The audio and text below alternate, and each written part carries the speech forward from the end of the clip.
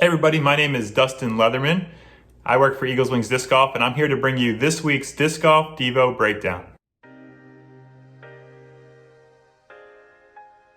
Alright, so this week I actually wrote the Devos, and we were talking about the breastplate of righteousness.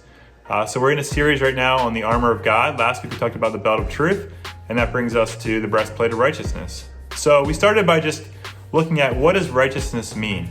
It's not a term that we typically use on a day-to-day basis. We decided that in the world's eyes, righteousness would be being moral or being justified in our actions.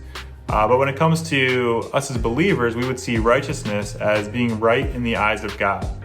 And how do we do that when we serve a God who's blameless and who's perfect? Is it possible for us to be righteous? Fortunately for us, we see, and this is what we looked at day one, that throughout Scripture, different people are referred to as righteous. So we looked at Genesis 15:6, where it says, Abraham believed God, and it was credited to him as righteousness. And we see that when we have faith in God, when we believe in God, when we pursue God, He sees us as righteous.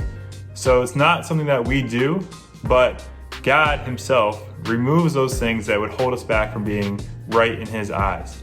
And just what an awesome thing that is. But at the same time, as we looked at on day 2 and 3, we have a role to play. We don't just get to sit back and be righteous in God's eyes, but we are called to pursue righteousness. And that's what we talked about day 2. We looked at Matthew 5:6 that says, Blessed are those who hunger and thirst for righteousness, for they will be filled. And I just love that imagery. Because I think, if you're like me, you know that when we are hungry or we are thirsty, we pretty much drop everything to find food, to find water, to find something to drink, right? For me, one of the times I'm almost always hungry is at the end of a 2-day or a 2-round tournament.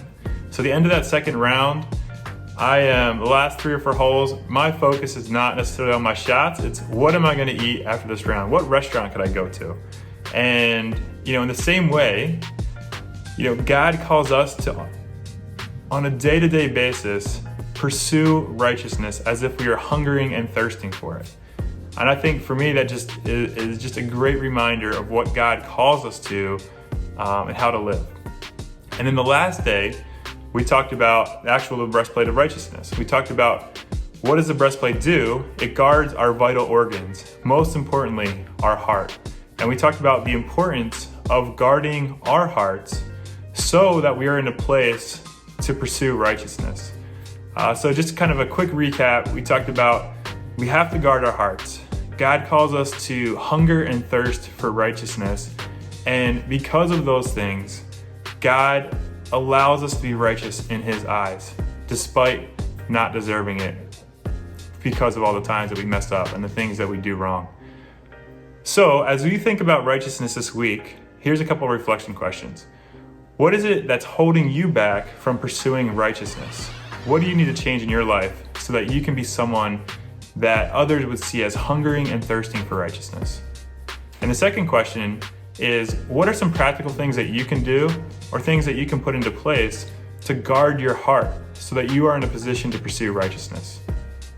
So that's it. That's it for this week's Disc Golf Devo Breakdown. Thank you for tuning in. I hope you have an awesome week, and I look forward to seeing you next time.